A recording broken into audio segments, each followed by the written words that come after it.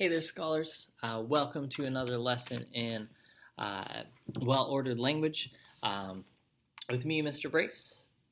Today we are going to be looking at Chapter 3, Adjectives. We're going to do a lesson to enjoy. I'll be reading a poem to you, and then hopefully you will be following along. I always like to do these lessons to enjoy because it gives us a nice kind of breather from analyzing and diagramming sentences. And also we get to see the things that we're learning about being applied to real writing. So these are one of my favorite lessons that we get to do. So in today's lesson, we are going to be talking about or reading a poem called Crossing the Plains by Joaquin Miller, who lived from 1837 to 1913. We are in Chapter 3, page 62 and 63. I want you following along with me. If you do not have your book, go ahead and pause the video and then go get it right now. More than 150 years ago, waves of schooner wagons, or canvas-covered wagons, voyaged across the Great Plains of America. Hundreds of families from Ohio, Illinois, and Indiana journeyed to Kansas and Nebraska in order to claim a plot of land as their own, settle there, and farm it. The American poet Joaquin Miller wrote the poem Crossing the Plains to recount his own experience of crossing the Great Plains as a boy. Try to imagine the sounds of the wagon wheels, the crack of the whips, and the jangle from the chains and harnesses. Would you have wanted to go on such a journey? And before we jump into the poem, there's some vocabulary that I wanted to go over just so we fully understand the poem. So briskets, those are the muscles that are next to an animal's ribs. Sable is the color black. Cloven means double or split, as with hooves. Sullen means gloomy in mood. Bullocks means steers, referring to the animal.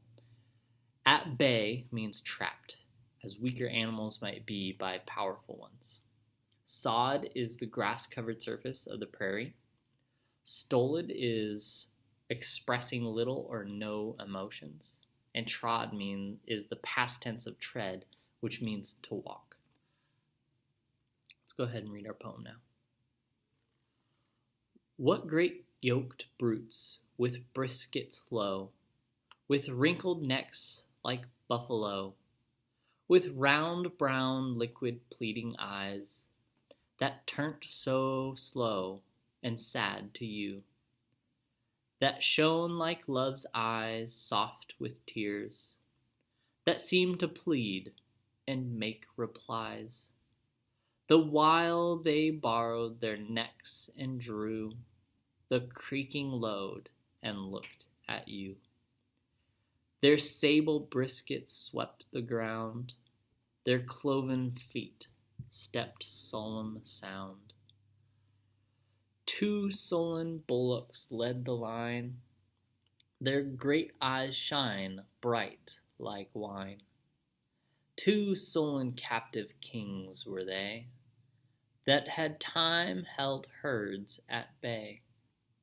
And even now they crushed the sod with stolid sense of majesty, and stately stepped and stately trod, as if 'twere something still to be kings, even in captivity.